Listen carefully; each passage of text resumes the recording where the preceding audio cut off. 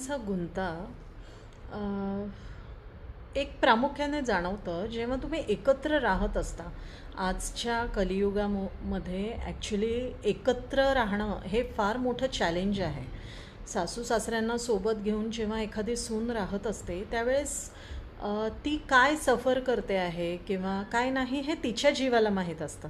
त्यामुळे उगाचच तिला काहीतरी बोलून आपण फार मोठे आणि चांगले आहोत आणि तिचे सासू सासरे फार चांगले किंवा मोठे आहेत असं नसतं.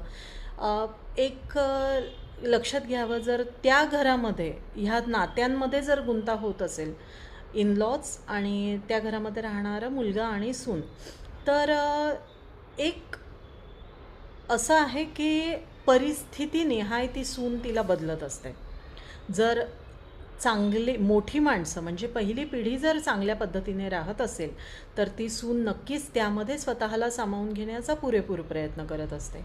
पण आधी चांगली असलेली सून जर नंतर तुमच्याशी वाईट वागत असेल तर याचा अर्थ असा, ती सून वाईट नाही आहे, तिला वाईट बनण्यासाठी त्या परिस्थितीला तुम्ही तयार केलं आहे आणि तुम्ही तिच्याशी जसं वागाल तशी ती तुमच्याशी वागते आहे, हे लक्षात घ्यावं.